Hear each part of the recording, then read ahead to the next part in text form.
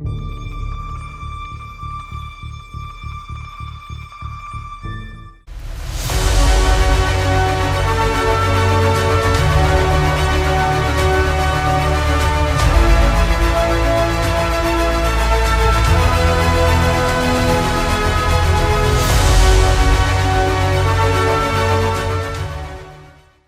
hello, everybody. We're back. Welcome to Average Superstar TV. I'm your host, Lauren Lepre. Give me the honor of smashing that subscribe button on YouTube, also available on Spotify, Amazon, iHeartRadio, and Stitcher. Folks, this week we're back with this guest. Wait till you hear this story. So, ever since the online world came on and we're always coming up with creative ideas on how to make a living, every one of us, when we're at our day job, is always coming up with, you think this will work? You know, you're always bouncing things off your head.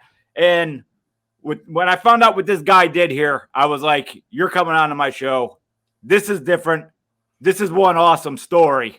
And it involves a movie we all know very well from The Silence of the Lambs. So I'd like everyone to give a warm welcome to Chris Rowan. And what he did is he actually bought the Buffalo Bill house from Silence of the Lambs. What's up, brother? Thank you for having me on your show. Appreciate it. Always good to see you at the cons and have a good time while we're all working and making our way. And I'm looking forward to chatting, man. Yeah, brother. Yes, we are definitely. That's how we met, and everybody knows who's involved, especially in the horror movie world, how important the convention circuit is. It's really where you meet everybody, you miss everybody, you make a network. But absolutely, it is I would say about a year ago. I mean, you could tell me when exactly happened. You just pop up. You got all the pop up, and it's like Buffalo Bill's house. I was like, I'm looking, and before I say anything, I'm like, he bought that. He's making that an Airbnb and more. I'm like, that's freaking brilliant. And the second thing I thought about was, I thought Silence of the Lambs was all filmed in Maryland for some reason. I was like, I didn't realize there was a part in PA. So for my PA roots, I'm like, that's awesome. Yeah. So, Chris,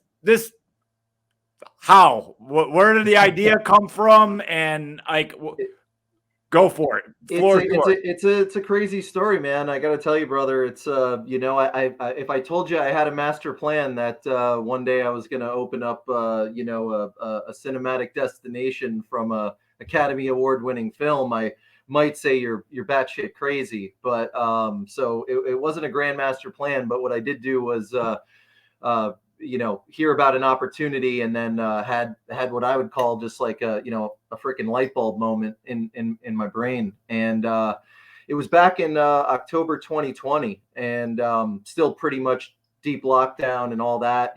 Things weren't really going on. And my day job, I do make a living in the film production industry as a art director and prop stylist. Independent film, TV shows, commercials, corporate videos, stills photography, all that type of stuff, doing the aesthetics of the shoots. And one day in October, I had read on one of the horror websites, I forget which one, but, just in my feed that day, it's about 8 o'clock in the morning.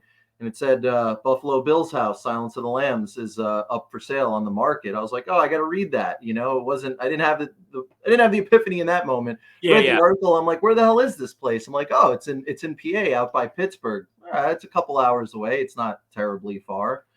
And I read the article. I was like, man, that's a trip, and being a lifelong horror fan, and having done many destination type trips myself, whether it was, Camp Crystal Lake in New Jersey or the Myers house in Southern California, always looking to see, the latest and greatest of where some of my favorites were filmed. And about 2 hours after that article, just kept thinking about it, and I just thought, well, wouldn't it be cool if you could go and spend the night at Buffalo Bill's house? Man, that'd be a trip. Like, that would, like, as something the horror community's never been able to do. It's been privately owned as long as it's been standing. And that's kind of how the idea started. And I was like, in the very least, I'd like to go check it out. And because things with the film industry had been a lot had been put on the kibosh due to all the lockdown stuff and regulation. I had a little more free time on my hands than I usually do, and I said, I want to just go out to Pittsburgh and at least check the place out and see if this idea is viable. And first step was calling up the realtor and driving out to Pittsburgh, and here we are. Wow. Yeah. And like you set off a big chain in my head of this, like, I know it's hot. The house is up for sale now, but like Freddy Krueger's house was on the market for $4 million, and like, you're looking at all the destination spots of not just horror, but anywhere. But you could be making a bank on that. I remember Ferris Bueller's house was on the market, or I think it was Cameron's where it was Cameron's, where the Ferrari was. Yeah, and I think it was like $2 million. Some steep numbers on that. I mean, that's a big that's a lot of money to make. It's a lot of loot to come up with. Even the Amityville house, although I don't think that neighborhood's going to stand for it. I think they're not going to let that happen. Yeah, it's a shame. All horror fans know. They changed the windows, and it doesn't really resemble. I mean, it's the house. There's no doubt about it. But the iconic imagery of those. The name of the street, I think, even got changed. I didn't know. They changed the name of the street. Okay. Yeah. Even I know, because I drive cross country. I've seen almost everything we just brought up. I did not see the Amityville house, but I remember even when you go to when you go to Oregon and Estonia, where the Goonies is, someone lives in that Goonies house, and that neighborhood is like, they see a car they don't know, like they're staring at you. And there's been a lot of problems, because I know the woman that owns it did a documentary where she let people in and was all about it. And little by little, there's people knocking at all hours of the night. They're stealing the lawn furniture. It's like, none of the movie props are there. Like, that's so whatever you just stole from a resident. Like, you just stole from a resident. Let me tell you, as a art director and prop stylist in the business, all that stuff goes when we shoot on location. It all goes back in the truck and either goes back to storage or gets liquidated. So, So there's a drawback of living in, those things too. But I think you're doing great. I know the Outsider house in Tulsa, like something's happened to that now too. I know the house in in Ohio, where they filmed The Christmas Story. That's a museum. So it's a smart idea. A couple people have done some things, and it seems like, Silence of the Lambs is such an iconic film. If you want to get technical, it's the only horror film to win an Academy Award, let alone sweep. And also, they remember when they said this is not a horror movie, it's a psychological thriller, because they didn't want to give us any credit. Right, because we all know, like, in the we're gonna rebrand this, but the eyes of the mass-produced, movie market. Let's be honest, we know horror caters to who it caters to, but on a grand scale, it's it might be could be construed as a bit lowbrow for marketing purposes. But they did that. That was probably the first film that they gave praise to since Psycho. It said okay, like this is okay, but the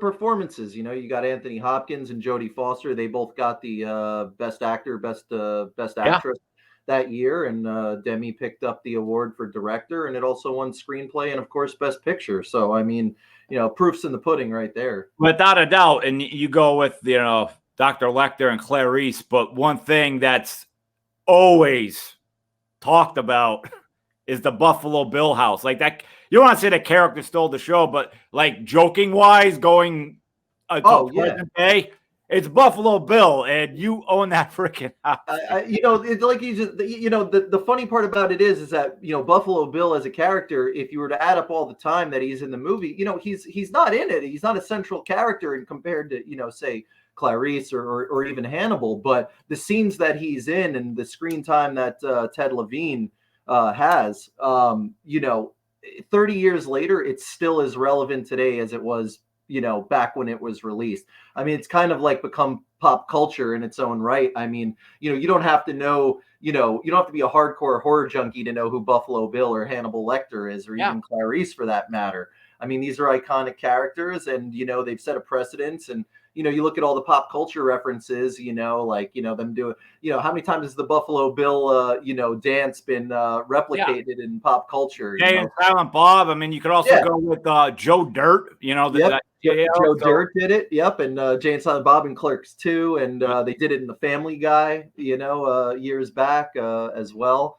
I mean, it's really, it's just an iconic performance. And I mean, Ted Levine, shame he never got the Oscar, but certainly deserved it in my eyes. you should have an actual. Is there neighbors around you? We have neighbors. I mean, it's a large property. It's a 2-acre private property. So there definitely are houses within eye shot, but you're definitely not on top of anybody because there's I'd be the first one buying the tickets, and being a film producer, I'll gladly jump on. But I think you should get Lazarus to play live there. And we could all dress up as the characters and make exactly, put on the kimono, a little bit of wig, come down to Buffalo Bills, get your tuck on, like only small dogs are welcome, Exactly. Only Bichon Frise poodles, that's it. You can sell lotion. You can sell lotion, man. I mean, there's a lot you can do here. Oh yeah, dude, we got our lotion. We got a whole merch line. We got t-shirts and lotion. I'm rocking my Bill's House t-shirt here. So we do our t-shirts. And speaking of the lotion, here you go. One for you. There you go. Awesome. You're way ahead of me. Way ahead. We call it and anyone can buy that, clearly, where it says here, buffalobillhouse.com, right? Buffalobillhouse.com. All info available on overnight stays, and certainly the gift shop. It's all available at buffalobillshouse.com. And we do t-shirts and lotion and mugs and pins and lots of fun stuff. You're a horror collector, like obviously we are. Right up your alley. Sweet. So let's back up a second. So I just want to go back when you got to the house with the realtor. Like what was that like? Oh man, I mean, it was a trip. I mean, in the best way. Having seen the film, dozens of times, and it being one of my personal favorites for sure. The condition the home was in and how much it actually resembled, what was seen on film, over 30 years later, just blew my mind. I mean, it wasn't a filthy slop style like it was, obviously the way Bill kept it with, debris and garbage and food containers everywhere. But structurally the home was absolutely gorgeous, and being in the place, like being on the front porch, being at the front doorway where Clarice and Buffalo Bill meet for the first time, and they have that awesome exchange, where he's like, oh wait, was she a great big fat person? It's just like, you're right there, like you're in the spot where cinematic history took place. And then the foyer and the dining room where Clarice pulls her pistol on Bill. And I mean, it's just amazing, and I mean, the basement was obviously a real trip too. It's just, it's such a rarity in film that both exteriors and interiors are used in the same house. Working in the business for a long time now, a lot of the stuff we shoot exterior wise, never match up to the actual interiors. They're two totally separate locations, sometimes not even near each other. But, Bill's house is one of the unique opportunities that, they did shoot both interiors and exteriors there. So, it's the real McCoy. So the floor, or with the hole and everything, that wasn't shot in a soundstage? No, the 100%. The well was shot on a soundstage. Okay. In the Pittsburgh region. So the predominantly film wise, from a production element, most of Silence was shot in a 50-mile radius of Pittsburgh, both in the city and the exterior outlying counties. Fayette County, that's where Buffalo Bill's house is located. Also West Virginia, they had the FBI scenes there as well.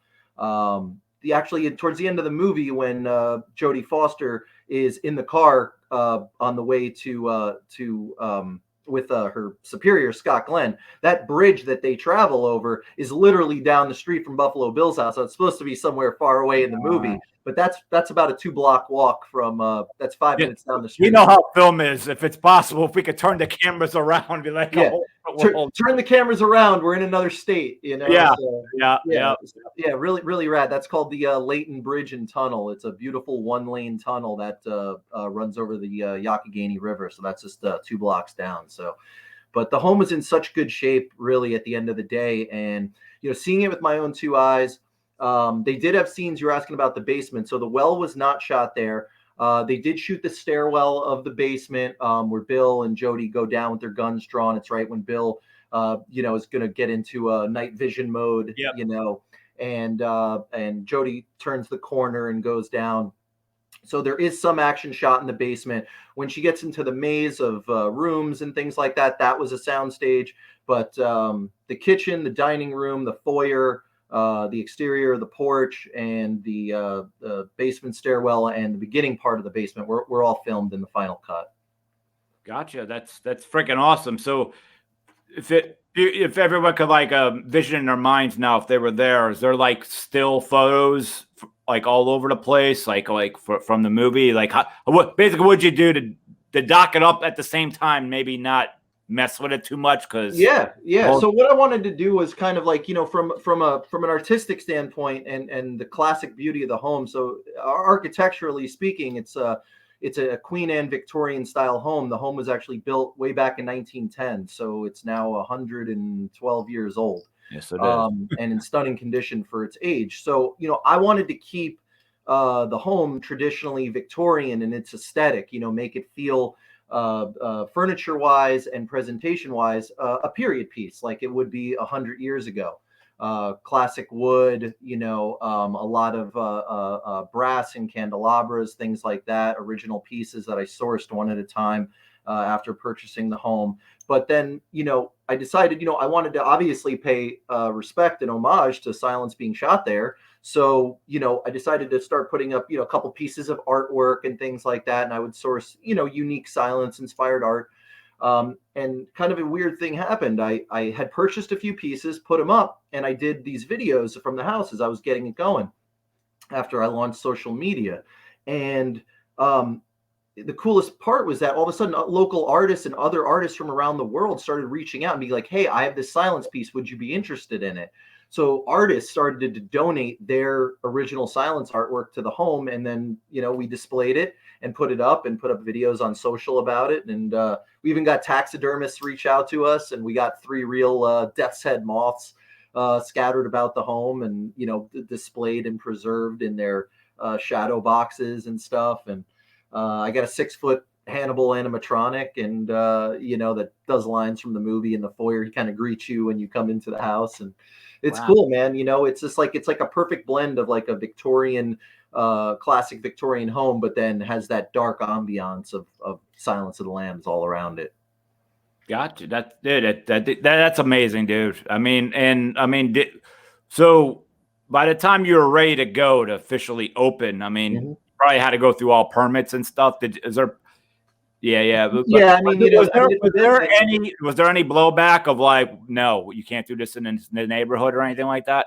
No, obviously it is a, it's a fully functional, on the books business in the business capacity of just like any small business would be. It took about 9, officially closed on the house January 2021, mid or late January 2021. And then it took pretty much 9 months straight, almost 7 days a week to get the home ready. Obviously, my goal was to open the doors as quick as I could.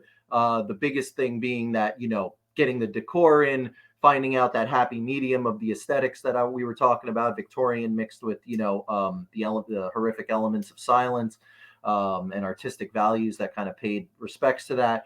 And then just make sure that the home from an overnight stay capacity, we operate basically in the format of an Airbnb. So, what that means is when you book a stay at Buffalo Bill's house, you're not renting a room, you get the whole house. So we only book one party at a time. So regardless of your party size, everyone gets the entire home to themselves. So, basically it's a 4-bedroom home, and we got beds in all 4 rooms. So we do an 8-person max occupancy. So whether you come solo with your significant other, or you want to come with a couple friends and have a good time, up to 8, everybody gets the whole place to themselves. And I think what drove me to do that, to be honest with you, is that all those places that we were chatting about in the beginning, like whether they're privately owned or they're more tourist attractions, like Christmas Story House or whatever, I wanted the idea behind Buffalo Bill's to experience it at your own leisure and at your own pace. That's why I wanted to make it private. So when you book, you get the keys to the house, and there's no one there waiting for you, and you're not checking in. And if you want to come in and explore right away, go for it. If you want to go in the basement, put the kimono on, and I think do the everyone thing. that's ever stayed there probably drank and eventually test that scene. They have. Oh yeah, listen. If I had $1, let me tell you, Double L. If I had $1 for every video or photo I got from guests who recreate the famous "Get Your Tuck On" scene at Buffalo Bill's house, I would have a whole lot of singles in my pocket each day. I tell you that.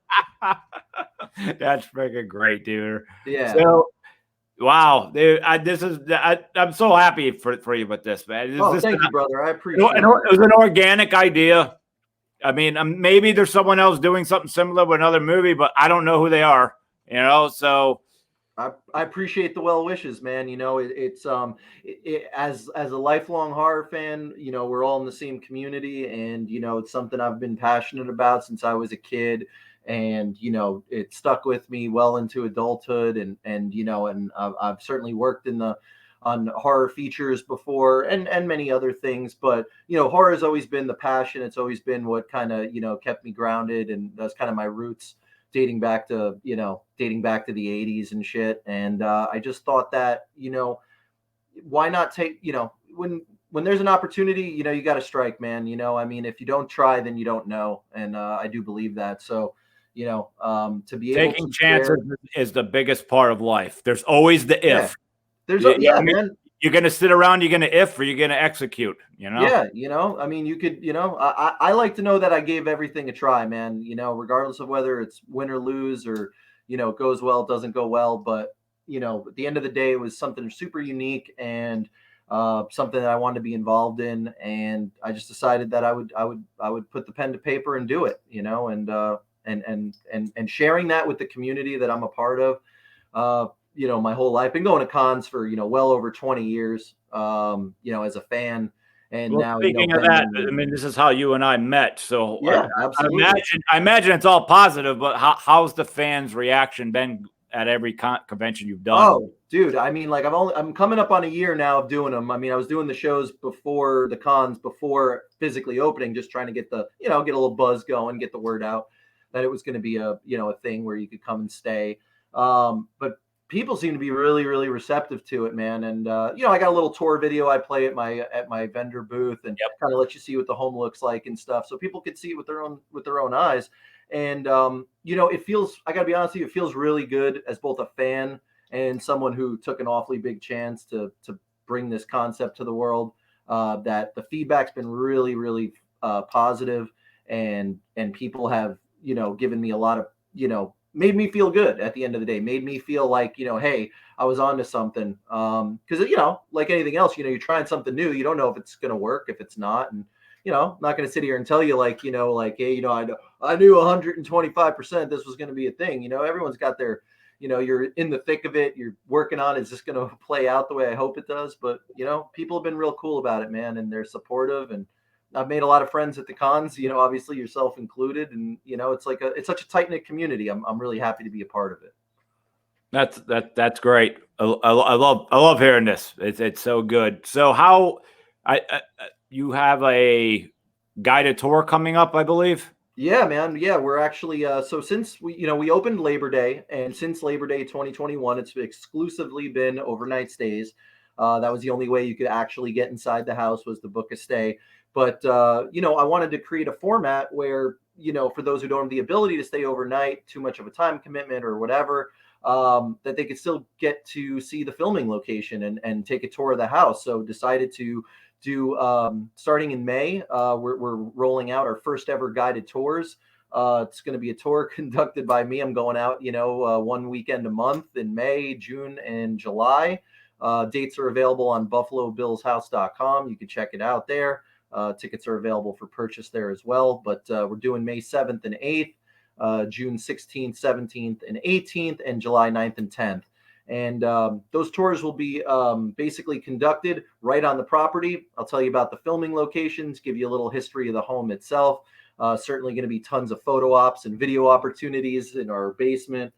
Put on the robe, do the tuck, dance around to some Goodbye Horses. Yes. You see the curio where Bill pulled out the business cards and did his Buffalo Bill drop. That's one of my personal favorites. Great. But everyone could get these tickets right now at buffalobillshouse.com. 100%. They're on sale. They're right there, buffalobillshouse.com. You can go to our tour tab on the website, and it'll prompt you to it. You pick your date, and you pick them right up. And we have a couple that have already completely sold out. We definitely still have some spots available, but I look forward to meeting everybody who's interested in taking a tour. I'm excited to roll that out and kind of start the next phase of Buffalo Bill's House with that. Yeah, is any of the I mean, I wouldn't think Anthony Hopkins would, but is any of the cast members in any way kind of gotten worry of this and talked about maybe having like a little reunion there somehow? So we haven't done it yet. Basically still concentrating on the stays and now the tours. But I would love in the future to work on expanding into silence-based events at the home.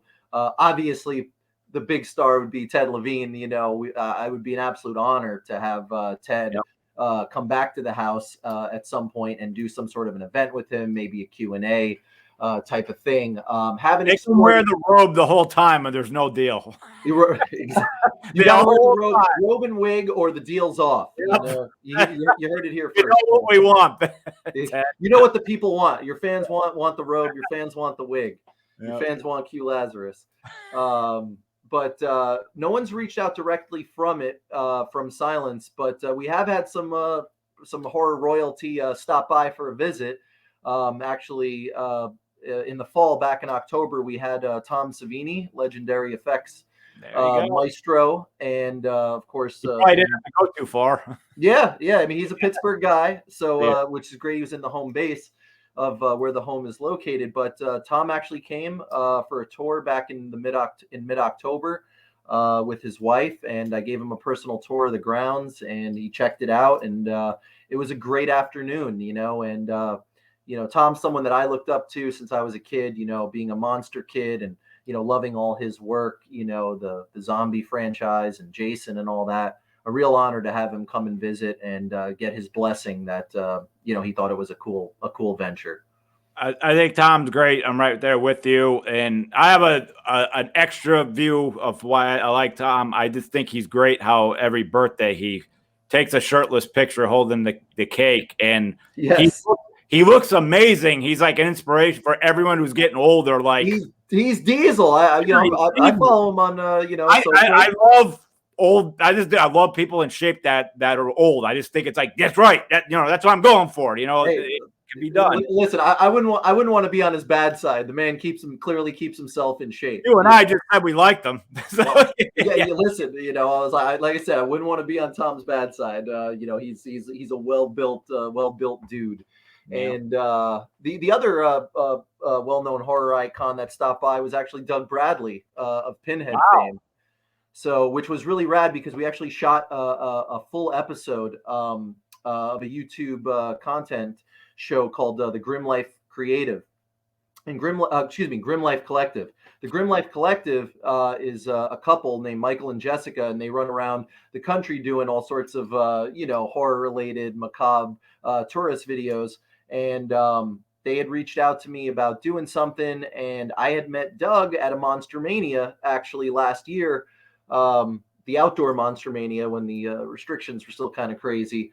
Yep, and he said, I'm aware of what you're doing with the house. He stopped by the booth and he said, I have this show I'm going to shoot with, and I'm a Pittsburgh area native, and would you be interested in having me do the interview at the house? And I said, yeah, absolutely. Yeah. We could definitely do that, dude. Absolutely. So we stayed in touch, and we shot a whole afternoon with Doug, and it was really rad. It's on YouTube. You can look it up under Grim Life Collective. Just type in Doug Bradley Buffalo Bill's House. You see me and Doug and Michael and Jessica just touring around the house having a good time. So that's beautiful. And for the record, when my first convention I've been at every Monster Mania ever in Jersey. Wow. But 2003 when it started, it was badass, dude. Yeah. It was wasn't at the hotel it was at now. It was up the road at a much smaller place. But the first horror movie icon I ever met was Doug Bradley. Yep. Yeah. Love Doug. Yeah, great dude. Followed by Ben Chapman. Oh, very good. Solid, Yeah, dude. yeah. Solid. One of the and the original zombie from Dawn of the Dead. I'm sorry, Night of the Living Dead. Bill. Bill Heinzman, is it I something? think that's how you say his name. Yeah. So Something I got along. him and Ben Chapman just a few years before they went to horror movie heaven. So I was Mhm. happy to have met them. And I Yeah, think it was Betsy Palmer and like Kane Hodder. There wasn't many more because it was new. The Hagens didn't know if it was going to work. So I think there was only right, about 10 guests. right. And it Yeah, worked. man. I remember back in the day the con thing. I mean, my first one, but I mean, I've been going to Monster Mania for a long time, not as long as you, probably around like 2010 or so for me. But the very first show con I went to was Chiller Theater back when it was still by Giant Stadium, Yeah. close to New York, back in the day. And they had guests, like you said, but it was never the con that the thing that the con machine has become, where just guests upon guests upon guests. It was a handful of guests, Yeah. and to see how cons have grown, it's amazing, and everyone's just killing it, with just up in the bar year after year. And you got some coming up. You got the New Jersey Horror Con, and Yep. you in Blairstown. You involved Yep. with? Yeah, Yeah. I got a whole bunch. I got a whole roster coming up. We went south for the first time ever, Buffalo Bill's house. I just got back last month. I did Mad Monster party in North Carolina, and I did Days of the Dead in Atlanta. South was really welcoming and cool about Buffalo Bill's house, which was rad. And actually caught up with Doug Bradley and Tom Savini. They were both guests at the Atlanta show, so bumped into them and we caught up a little bit. But yeah, this weekend I got New Jersey Horror Con, Atlantic City. End of April, we got Chiller Theater in Parsippany, New Jersey. May doing Blairstown with the Horror 365 guys. Jimmy and the J. boys. I'm now helping with those guys too. So yeah, we'll all be reunited at that one. Yep, South Jersey Jason, great crew, Horror Daddy, all awesome dudes. Really looking forward to that. And then I got Living Dead Weekend out in Pittsburgh, which is cool. Put that on your radar. Living Dead Weekend is at the Dawn of the Dead Mall in Monroeville. It's actually Monroeville Mall. Yep, great. yep. Spot. Did that last year, and a bunch of others. We'll keep going. I got crap lined up into September right now, so That's great. always grinding, man. Ready to meet everybody and say hello. So I would suggest to any horror movie couple out there, this is a great anniversary. This is where you should go. You should go to Buffalo Bill's house. Well, I'll tell you, Lauren, you wouldn't be far from accurate in that statement, because people do ask when I meet them at the booth, and they're not aware of it, and I tell them about it. They're like, "Well, do people just come for like a night or a weekend?" I said, honestly, we get a lot of celebrations, and one of those is definitely anniversaries. I've definitely had a couple dozen anniversary celebrations, birthday celebrations. We've had a couple bachelorette parties come stay for the weekend. It kind of fits whatever you need it to fit, because it's such a unique place to visit. Actually, Valentine's Day weekend, we had our very first honeymoon booked, which was really rad. A couple came in, they booked. You're gonna see what someone's gonna want to get married there, like at the Mahoney Drive-In. The people are doing that there too. They're gonna want to do that there too. Yeah, well, we're waiting for the first one, but so was happy to pop the honeymoon barrier. It was rad. They stayed for 5 days, and they were just really jazzed to do it. And it's really great to be able to provide someone a place that means something as much to me as it does to them, and in a format that they basically can feel that they could do and hang out any way they want to, because it's a totally private experience. They get the place to themselves. Yeah, there's not many places that are going to let you just have the entire place. Like I know you could stay at the museum where the Christmas story was, but like Yep. I think it's just you're confined to only a couple rooms because technically it's open to the public. It's active, right? You're giving them the keys to the freaking house. I mean, that's it. Once you officially book, place is yours from whatever Friday to Sunday or whatever days you book. Yeah, I mean, I think honestly, I think you got the best one. The only thing I think on top would be Psycho, but that's actually was a sound stage. If that was a place, yeah, that would be the cool. I wish too, man. Psycho's top of the list, man. If someone were to even if someone were to build a real house made after the Bates. I've always said, if I ever get stupid money, like if I ever, I'm rebuilding that. Like that would be my only toy. That would be my only freaking toy. Lauren, I would back that play 110%. 110%. We'll have birthday parties there, dude. That's where we Yeah, all. hey, I want my if you build the Psycho house, I want my birthday party there, dude. I'll give you cabin 1. Oh, nice. Thank you. I'll take it. Only if the shower works. All right. All right. Yes. No, it's the cool thing about too is that structurally the house. You're talking about like getting the home privately and stuff like that. So the home is situated on 2 full acres of private property. So it amounts to about a square city block. So all that property is also yours when you book a stay. So some of the outdoor things you can do is we got a fire pit, we got an outdoor gazebo, you got the grand lemonade porch. You have beautiful views of the Yakagani River, which is literally right across the street from the house. You could see the river. It's absolutely gorgeous. Sit and read a book or have a cocktail. Probably my favorite pastime to do when I'm out there lounging a little bit. We also got a vintage train caboose, a Chessie Systems caboose on the property for exploring, full-size decommissioned train from the 1960s. That's amazing. Wow. Yeah, it's crazy. Fruit-bearing trees. The railroad tracks go through the property, or like the property ends, and then there's the line, and then right on the other side of the line is a small patch of land, and then the Yakagani River is right there past it. Wow. So when you look out, I mean, you literally in the warmer months, right across the street is a mom and pop boat rental place called Hazel Bakers, and in the warmer months, for a couple bucks, you could actually just rent a canoe, kayak, pack yourself up a cooler full of sandwiches and some adult beverages, go right down the river, and they drive you right back. I mean, that's I've done it twice so far. It's an awesome time. So, and there's lots of other cool stuff in the area. There's breweries and wineries and lots of stuff to do. And Pittsburgh's a real horror movie haven, as I'm sure you're a horror guy. Creepshow is shot in the area. So that house is nearby. It's the birthplace of the flesh-eating zombie. Exactly. So, zombie heaven, zombie central. Yeah. Dawn of the Dead Mall, like we were chatting about, that's just 30 minutes down the road.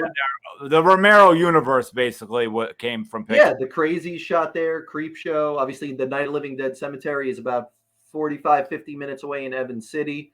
That's within an hour drive. Inspector Gadget was shot in Pittsburgh. Yeah, Inspector Gadget. There you go. Love me some Inspector Gadget. A lot of people don't realize, like, do you remember Tales from the Dark Side from the 80s? The anthology television show? So yeah, I remember it when it was in syndication on USA, when USA. Yep. When they had the USA Up All Night, before they had Swamp Thing, Ray Bradbury Theater, and they had.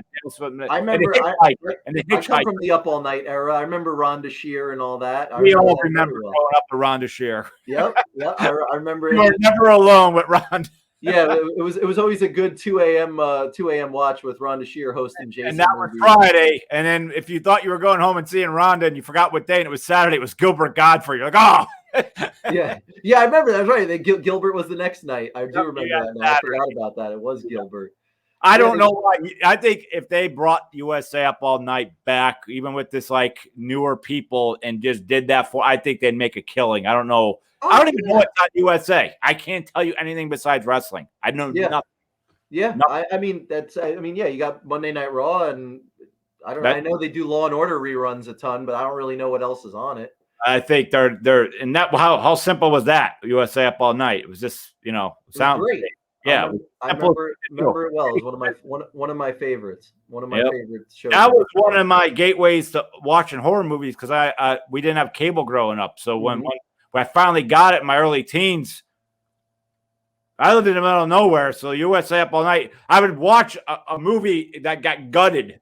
And then I'd be like, you're going to the video store and seeing this. You missed a lot of stuff. Right. Yeah. Exactly. You missed you missed all the good blood, boobs, and gore. Oh, yeah. On those cuts. But I mean, I remember seeing a lot of new movies that I'd never seen before, and did exactly what you did. Went to the nearest, mom and pop video shop on the weekends, and then rented the VHS. That is where I was truly introduced to the trauma. Because they would do a weekend of them once in a while. Dude! I remember Toxie, man, Monster in the Closet. Yeah, I remember all that. Monster in the Closet has a soft spot for me. That was one of my favorites growing up. I remember that real well. Love that stuff. Yes, you are definitely the man of the Buffalo Bill House, but also you've said a couple times you also do film, and believe you just did something with Shutter that you could maybe lay on us. Yeah. So I was working with. We just wrapped filming of the Last Drive-In with the Last Drive-In with Joe Bob Briggs season 4, which was really awesome. It's going to debut. I believe April 29th is the release date of the first episode, which will be really rad.